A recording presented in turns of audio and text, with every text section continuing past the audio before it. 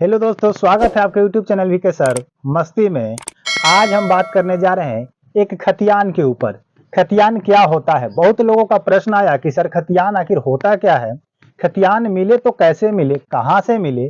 खतियान को लेकर के बहुत माथा पेची चल रहा है कि आखिर ये खतियान कहां से लाएं, इसमें होता क्या है जो इस पर इतना जोर दिया जा रहा है। ये तो एक बात बता दें आप लोगों को कि बहुत लोगों को तो पहले अपने बाप दादा परदादा का नाम पता नहीं है, अपने मौजा का नाम पता नहीं है, अपने पंचायत का नाम पता नहीं है और चले खतियान ढूंढ रहे हैं। तो क्या इस स्थिति में उसको खतियान मिलेगा? नहीं मिलेगा। क्योंकि इतना बेवकूफ कैसे हो सकते हैं, इतना फास्ट जमाना में कैसे पढ़ रहे हैं, लिख रहे हैं, जी रहे हैं, ये मतलब पता ही नहीं है। समझ रहे हैं कि नहीं? तो इतना कम से कम पता होना चाहिए, अपने बाप दादा का नाम पता होना चाहिए, परदादा का नाम पता होना चाहिए। नहीं पता है तो अगल बगल से पता कीजिए, अपने घर में फैमिली से किसी से पूछिए। नहीं पूछिएगा तो कैसे पता चलेगा?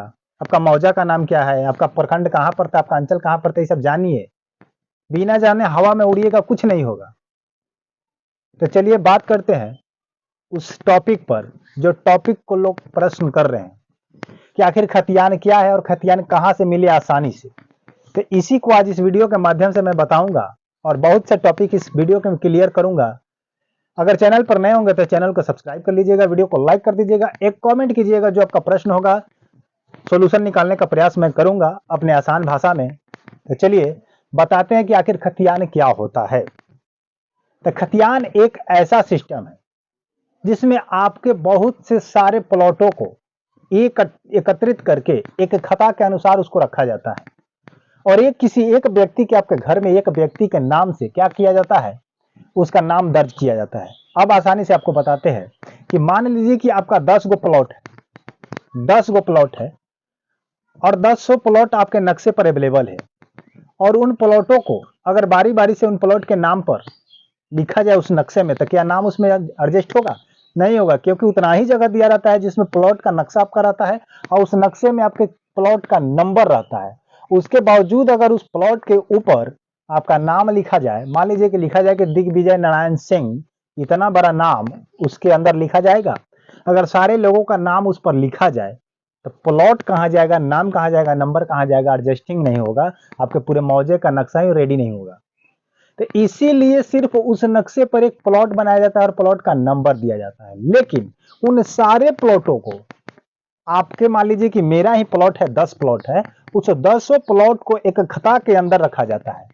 मान लीजिए कि खता 5 है, एक दिया गया एग्जाम्पल के तौर पर कि खता 5 है। जैसे मान लीजिए कि आपके बैंक में अकाउंट है, तो आपका अकाउंट नंबर अलग है, मेरा अलग है, किसी और का अलग है। उस अकाउंट के अंदर आप कितना भी पैसा रखिएगा, आपके नाम से अकाउंट खुलेगा। जब आपका खाता खुलेगा तो आपको दिखाई देगा कि किस महीने में कितना जमा किए, कितना निकाले और कहां से आया और कहां को गया, कितना ब्याज आया, कितना इंटरेस्ट आया, सारी आपका डिक्लियर हो जाता है, क्लियर हो जाता है। किसके अनुसार से? खाता ओपन करने के अनुसार से। ठीक उसी प्रकार से एक खाता तैयार किया जाता है आपके नाम से। अब आपके नाम से एक खाता के अंदर उस सारे प्लॉट को, सारे उस सिस्टम के सारे रकबा को उसके अंदर लिख लिख करके चौहद्दी के अनुसार से उस एक खाता के अंदर डाला जाता है। तो उस एक खाता को खोला जाता है कभी भी रजिस्टर पलट के, या पहले तो मतलब ऑफलाइन था, रजिस्टर था, तो उस खाता को केवल खोल दिया जाए कि फलाना खाता है, उसमें मेरा ये सब सारा प्लॉट है। तो उस खाता से आपका सारा प्लॉट निकल जाएगा कि कहाँ कहाँ है और कितना कितना है। ये होता है खतियान। ठीक है, एक नाम से एक खाता खतियान बनाया जाता है। तो सर्वे होकर के एक खतियान ही बनेगा। ठीक है, अब बात करते हैं कि सबसे पहले आपका जो सर्वे हुआ था, सीएस हुआ था, उसके बाद सेकंड नंबर में आपका आरएस हुआ था, रिविजनल सर्वे, उसके बाद थर्ड ये जो होने जा रहा है, उन दोनों को विशेष इसमें होने जा रहा है, इसीलिए इसका नाम दिया गया है बिहार भूमि विशेष सर्वेक्षण। यानी कि इसमें विशेष किया जा रहा है कि यानी कि डिजिटली किया जा रहा है। ये पन्ना और रजिस्टर वाला फाइल वाला काम इसमें नहीं होगा। ठीक है, अब बात करते हैं कि ये आपको मिलेगा कहाँ खतियान। खतियान लेने के लिए फर्स्ट नंबर आपको बताते हैं कि सबसे पहले आप अपने आंचल में जाइए, आंचल यानी कि प्रखंड में जाइए, ब्लॉक में जाइए। वहां जाइएगा तो आपको अमीन का नाम, कानूनगो का नाम और आपके मौजे का सह कर्मचारी का नाम वहां दर्ज रहता है और नंबर भी दर्ज रहता है। तो वहां से आप अपने मौजा का कर्मचारी से संपर्क कीजिए, कॉन्टेक्ट कीजिए और उनसे संपर्क करके रजिस्टर पलटवा करके रजिस्टर 2 से आप अपना खतियान निकलवा सकते हैं। अब उसके लिए क्या चाहिए, आपके बाप दादाओं का नाम चाहिए, दादा का नाम चाहिए, परदादा का नाम चाहिए, वो भी नहीं है तो उनके आगे वाले पिताजी का उनका नाम चाहिए। उस नाम से वहां पर क्या हो जाएगा कि शो हो जाएगा, तो आपके फैमिली से किसी का नाम अगर उस फाइल में मिलेगा तो वहां से आपको ढूंढ करके निकाल कर दे दिया जाएगा। तो आप आसानी से सर्वे में उसको पेश कर सकते हैं, दिखा सकते हैं, ये आपका सबूत के तौर पर मिल जाएगा कि आप उस खानदान से बिलोंग करते हैं। आई बात समझ में। सेकंड नंबर में अगर वहां से नहीं मिलता है तो आपको जाकर के रजिस्ट्री ऑफिस से भी निकलवा सकते हैं, ठीक है। थर्ड नंबर में आपको कहां से मिलेगा, आप रिकॉर्ड रूम से भी जाकर के निकाल सकते हैं, वहां से भी मिल जाएगा। लेकिन आपको नाम पता होना चाहिए, मौजा का नाम होना चाहिए पता, और अपने दादा परदादा का नाम पता होना चाहिए, तब जाकर के वो आपको कुछ न कुछ वहां से सुराग मिलेगा, उसी सुराग से आपका काम हो जाएगा। ये तो ढूंढने का काम हो गया, ठीक है।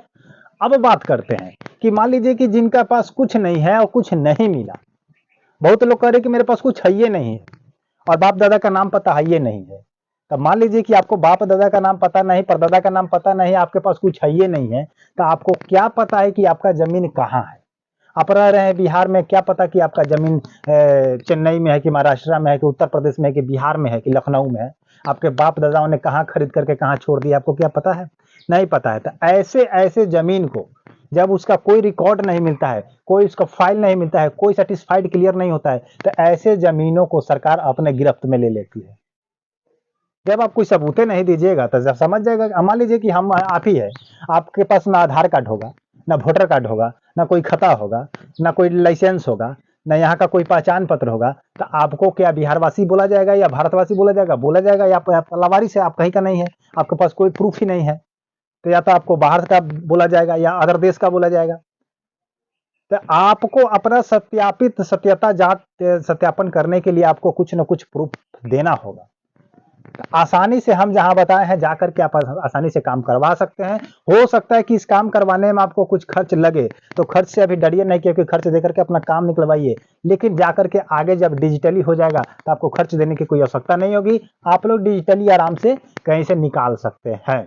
तो ये था आपका ये अपडेट। इस अपडेट के माध्यम से आपको क्या सुझाव मिला कमेंट बॉक्स में जरूर बताइएगा। जाते जाते बता दें कि अगर चैनल पर नए होंगे तो चैनल को सब्सक्राइब कर लीजिए, वीडियो को लाइक कर दीजिए, क्योंकि इस चैनल पर लेटेस्ट अपडेट प्रत्येक दिन आपको मिलते रहेगा। टाइम टू टाइम अपडेट, विशेष जानकारी इसी चैनल के माध्यम से मिलता है। अदर चैनल से आप लोग ढूंढते रह जाओगे, इतना क्लियरली, इतना मतलब आसान भाषाओं में आपको कहीं नहीं मिलेगा। पूरे यूट्यूब पर सर्च करके देख लीजिएगा जो मैं समझाता हूं। तो उम्मीद करते हैं कि आप मेरा चैनल को सब्सक्राइब जरूर कर लीजिएगा, और लाइक भी कीजिएगा और शेयर भी कीजिएगा, ताकि सभी लोगों को जानकारी मिल जाए और उनका जो भी कंफ्यूजन हो दूर हो जाए। और आपका जो प्रश्न हो कमेंट बॉक्स में जरूर लिखिएगा, समझाने का प्रयास जरूर करूंगा। जय हिंद, जय भारत।